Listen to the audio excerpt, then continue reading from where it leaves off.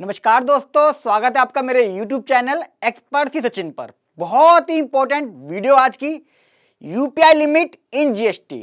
GST के अंदर UPI की लिमिट कितनी है, ये मैं इसलिए कह रहा हूं।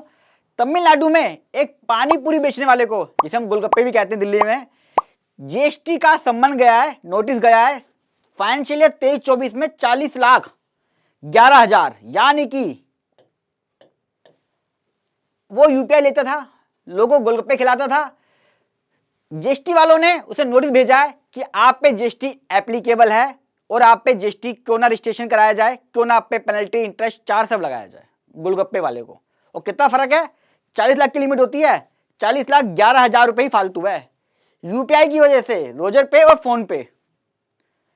आज मैं आपको बताऊंगा कि जीएसटी के अंदर यूपीआई की कितनी लिमिट है और इनकम टैक्स वाले और जीएसटी वाले कैसे आपकी यूपीआई आईडी को ट्रेस करते हैं, चेक करते हैं, पकड़ते हैं इनकम टैक्स और जीएसटी के लिए।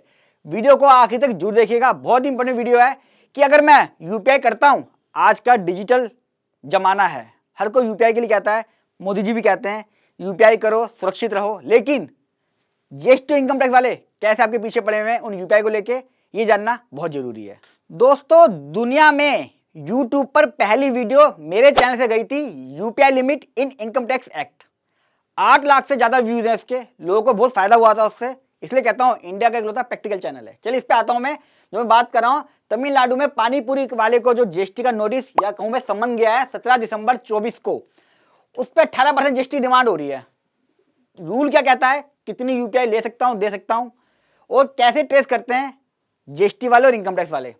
2 पार्ट में बनाई है, दोनों वीडियो देखना, और आखिरी में तरीका बताऊंगा एक अपना भी।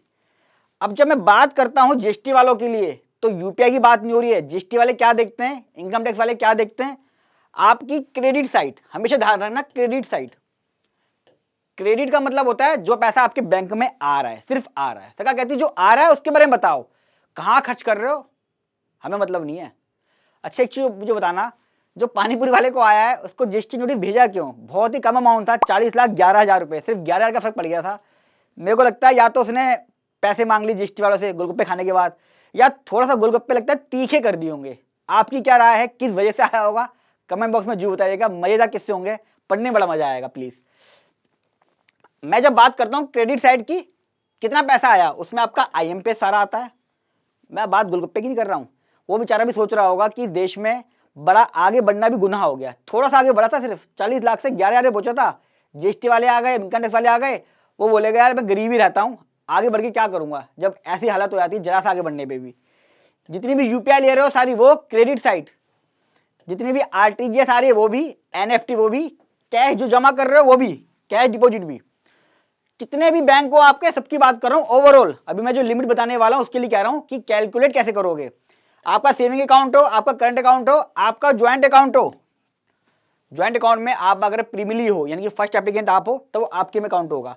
आपका पोस्ट ऑफिस में बैंक क्यों ना हो, और आपका कोई भी वॉलेट क्यों ना हो, दुनिया जहां की यूपीआई वॉलेट इतनी चीजें चल गई हैं जिसकी स्टेटमेंट भी डाउनलोड नहीं हो पाती है। 4-4 साल बाद केस लगते मांगता हूं ना, कहता है वो तो बंद भी हो गया, वो तो वॉलेट था, कुछ नहीं मिलेगा उसका, एक्सेट्रा है। यानी कि इन सबका टोटल प्रिंट आउट लीजिए और उसके क्रेडिट में कितना आ रहा अमाउंट वो चेक करना है, जो मैं बताने जा रहा हूं, और शेयर करना है बहुत, पता चले कि सरकार कहती है डिजिटल इंडिया कैसे बनेगा। डिजिटल इंडिया आप कहते हो यूपीआई है, अरे भाई उससे पहले स्टेटमेंट देखते, एक बार वेरीफाई करते। करोड़ों लोग पड़े हुए हैं जीएसटी फ्रॉड वाले, बेचारा गोलगप्पे वाला था ये, पर तीखा खिलाया होगा, बहुत तेज मिर्ची डाल दूंगी उसने। ये मैंने लिख दिया है क्रेडिट साइड डिपॉजिट्स की लिमिट 20 लाख की लिमिट है दोस्तों। अगर कोई व्यक्ति यूपीआई ले रहा है, आरटीजीएस ले रहा है, एमपीएस ले रहा है अपने अकाउंट में, और वो सर्विस देता है, सर्विस क्या क्या है लिस्ट मैंने डिस्क्रिप्शन बॉक्स में डाल दी है, चेक कर लेना। आईटी सर्विस, एडवोकेट की सर्विस, वैसे रिवर्स चार्ज में एडवोकेट तो, लेकिन जीएसटी फिर भी एप्लीकेबल उन पे। चार्टर्ड अकाउंटेंट, आपके क्या नाम है टेक्निकल बंदे जो होते हैं, जहां पे आप सर्विस दे रहे हो जनरली, वो आपकी 20 लाख की लिमिट है। यानी कि आप अपने अकाउंट में सिर्फ 20 लाख ले सकते हो। 20 लाख पार होते ही आपको जीएसटी का रजिस्ट्रेशन कराना है, 18% जीएसटी चार्ज करना है। आप ये नहीं कह सकते कि वो नहीं दे रहा, वो दे रहा है। अच्छा एक काम करता हूं, जो जीएसटी दे रहा है वो मैं अपने करंट अकाउंट में लेता हूं, और जो जीएसटी नहीं दे रहा वो सेविंग में लेता हूं। ऐसा नहीं है, सारा अकाउंट होता है A to Z, आपका सेविंग हो, करंट हो, प्रोप्राइटरशिप फर्म की बात कर रहा हूं मैं। 40 लाख रुपए ट्रेडिंग के केस में, यानी कि आप जूते चप्पल बेच रहे हो, आप गोलगप्पे बेच रहे हो, आप पिज्जा बेच रहे हो, 40 लाख रुपए की लिमिट है एक फाइनेंशियल ईयर में। ये मैंने नहीं बताया, फाइनेंशियल ईयर में देखती सरकार, जैसे मान लिखा ना 23-24, उसका पिछले साल का आया 23-24 का, यानी कि 1 अप्रैल से 31 मार्च देखते हैं ये लोग।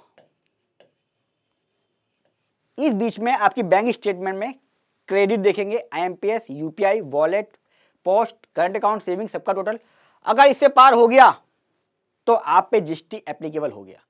अब क्वेश्चन ये आता है यार कि मेरी ये सर्विस भी नहीं है और ट्रेडिंग में नहीं है, कुछ केस ऐसे भी हैं जहां पे आपकी लिमिट एप्लीकेबल नहीं है। वो कौन से केस हैं? जैसे गेम के लिए आप गेम खेल रहे हो, ये मेरी सर्विस में भी नहीं आता, ये मेरी ट्रेडिंग में भी नहीं आता जीएसटी लॉ के हिसाब से। गेम में आप पैसा डालते हो निकालते हो, 5-5 करोड़ हो जाता है, 1-1 करोड़ हो जाता है, वहां पे टेंशन की जरूरत नहीं है। लेकिन बताऊंगा एक पॉइंट, क्रिप्टो केस में आर्बिट्रेज होता है, 5-5 करोड़ की ट्रांजेक्शन हो जाती है बैंक स्टेटमेंट में, वहां पे भी नहीं है। एईपीएस, यहाँ पे आप आधार अनेबल पेमेंट सिस्टम यूज करते हो, यानी कि मनी ट्रांसफर का बिजनेस करते हो, वहां पे मेरे पास बहुत ट्रांजेक्शन हो जाती हैं, मैं कैश जमा करता हूँ, लोगों से पैसा लेता हूँ, आगे दे देता हूँ, वहां पे भी ये लिमिट एप्लीकेबल नहीं है, क्योंकि मैं एज ए एजेंट काम कर रहा हूँ, मेरी वो इनकम नहीं है, सर्विस नहीं दे रहा मैं, ना सेल दे रहा हूँ, मेरी जो कमीशन इनकम है वो देखना है। अगर आपकी एईपीएस में 20 लाख साल की कमीशन पार हो जाती है तब आपको जीएसटी लेना है, लेकिन वहां होती ही कहाँ बेचारा, 1 लाख 1.5 लाख कमा ले वही बहुत है। इनको भी नोटिस आ जाएगा कि आपके अकाउंट में 2 करोड़ रुपए आया हुआ है, लाओ जीएसटी भरो। बहुत गरीबी चल रही है देश में, जीएसटी की कमी चल रही है। देख लो ना न्यूज कैसे फ्लैश कर रहा हूं मैं, बहुत कम होता जा रहा है जीएसटी, है ना, इसलिए जीएसटी लेना है। वो कौन देगा? पानीपुरी वाला। कमीशन की इनकम एजेंट की, जो कमीशन एजेंट होते हैं वो क्या करते हैं, अपने अकाउंट में पैसा लेते हैं, जैसे गाड़ी बेचनी है, कार बेचनी है, कहता है 10 लाख रुपए दे, 12 लाख की बेचूंगा, तो 10 लाख आए, 12 लाख चले गए, तो 2 लाख का प्रॉफिट हुआ, उस 2 लाख पे जीएसटी पे करूंगा अगर मैं एजेंट काम कर रहा हूं। मेरी वो जो 10 लाख आ रही है वो इनकम नहीं है। प्रॉपर्टी सेल परचेज में भी ऐसी होता है, कई बार मैं कहता हूँ ला मुझे दे एडवांस, मैं तेरे बिहाफ पे प्रॉपर्टी खरीदूंगा बेचूंगा, मुझे कमीशन इनकम दे दियो। तो जहां पे मैं सर्विस का पैसा नहीं ले रहा हूं वहां पे आपको जरूरत नहीं है, लेकिन जीएसटी वालों को बताओगे कैसे? अब जैसे वो पानीपुरी वाला है, हो सकता है उसकी फैमिली ट्रांसफर भी हो, वो कहेगा यार 11,000 रुपये तो कम करने हैं मेरे को, मैं बच जाऊंगा, उसका सीए ये बोलेगा, कुछ कॉन्ट्रा एंट्री भी होंगी, वो बताएगा, लेकिन उसका एविडेंस नहीं होगा। एविडेंस क्या रखना है आपने? आपको केवाईसी रखने पड़ेंगे, रिकॉर्ड रखने पड़ेंगे हर एक यूपीआई का। इम्पॉसिबल है, इम्पॉसिबल। इतनी पेज की बैंक स्टेटमेंट होती है, ये लिखा होता है UPI/3823/222, पता नहीं लिखा हुआ समझ ही नहीं आता, उसको नहीं पता।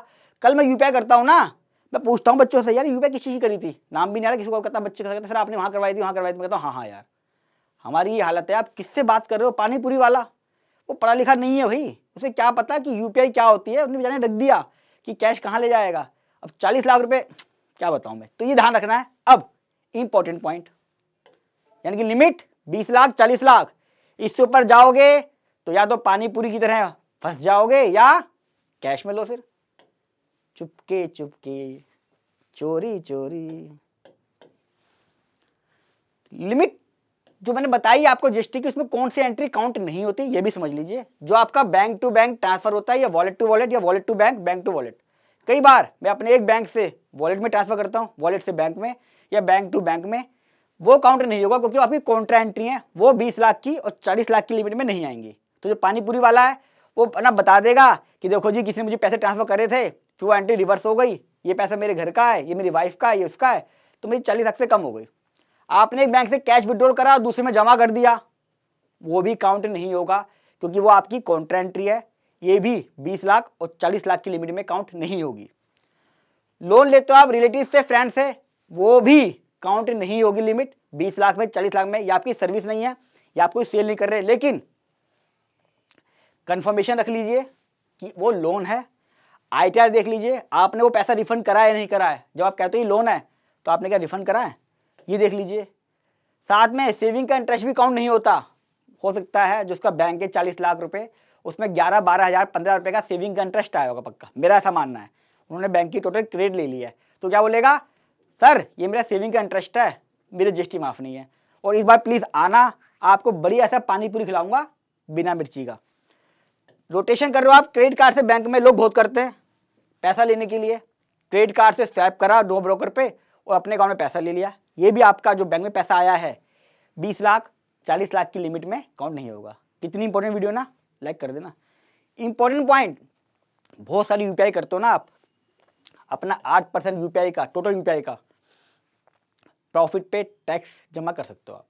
यानी कि किसी ने अगर 15 लाख की यूपीआई करी है, 8% उसका प्रॉफिट दिखाए और आइटम भर दे, 18% जीएसटी भी जमा करना पड़ेगा। अगर 20 लाख ये 40 लाख से पार हुई, और ये जो मैंने कंडीशनें बताई हैं इनको आप प्रॉपर चेक कर लें कि भैया देश में थोड़ा सा अगर बढ़ना चाहोगे तो कुछ भी हो सकता है। वीडियो कैसी लगी कमेंट बॉक्स में जरूर बताइएगा, और आपकी क्या राय है इस नोटिस को लेके, पानीपुरी को लेके। क्या देश में अब इस तरीके से टैक्सेशन सिस्टम बनाया जाएगा कि मिडिल क्लास दबता रहे, गरीब और गरीब होता रहे, और अमीर बहुत अमीर हो जाए? इस पे अपना सुझाव पक्ष जरूर कमेंट बॉक्स में दीजिएगा। हम लोग आवाज़ उठाएंगे दोस्तों, तभी कुछ होगा। सिर्फ वीडियो देख के उसे फॉरवर्ड कर देना, मजे ले लेना, मजाक उड़ा लेना उस चीज़ों का, आज शायद वो दौर नहीं है। आज हम सबको इकट्ठे होकर इस टैक्स सिस्टम को ठीक करना पड़ेगा। मैं ये नहीं कह रहा उसका गलत हुआ है, सही हुआ है, जीएसटी वाले अपना काम करेंगे प्रॉपर, ऐसा नहीं उसको हराश करेंगे। नहीं बनता तो नहीं लेंगे, बनता है तो डेफिनेटली मुझे लगता है पानीपुरी वाले को भी पानीपुरी के साथ साथ जीएसटी भी देना चाहिए। तो क्या होगा, गोलगप्पे थोड़े से महंगे ही तो होंगे 18%, इसीलिए। और जितना हो सके इस वीडियो को लोगों को शेयर करें। मैं मानता हूं यूपीआई का दौर है, लेकिन हमें देश का कानून भी ध्यान रखना है दोस्तों। ऐसा नहीं है आप जो मर्जी करते रहें, इनकम टैक्स वाले और जीएसटी वाले आपसे कोई क्वेश्चन भी ना पूछें, वो उनका काम है, वो अपनी ड्यूटी कर रहे हैं, आपको अपनी ड्यूटी करनी है, जैसा कि मैंने वीडियो में बताया। तो जितना हो सके व्हाट्सअप, फेसबुक सब जगह शेयर करें, वीडियो को लाइक कर दें। फर्स्ट टाइम आ रहे हैं, इंडिया का इकलौता बल्कि वर्ल्ड का प्रैक्टिकल चैनल है, तो इसको सब्सक्राइब कर लें। अगली वीडियो में बताऊंगा कि यूपीआई ट्रांजैक्शंस को इनकम टैक्स वाले और जीएसटी वाले कैसे ट्रेस करते हैं, तो वो वीडियो मिस ना हो जाए। सब्सक्राइब करके ऑल नोटिफिकेशन पे क्लिक कर दें, ताकि जैसी वीडियो अपलोड करूं आपके पास नोटिफिकेशन आ जाए। और आप भी ध्यान रखें कि भैया जीएसटी और इनकम टैक्स भी कोई चीज़ है, उनसे आप बच नहीं सकते। जब मिलूंगा अगली वीडियो में, तब तक के लिए नमस्कार।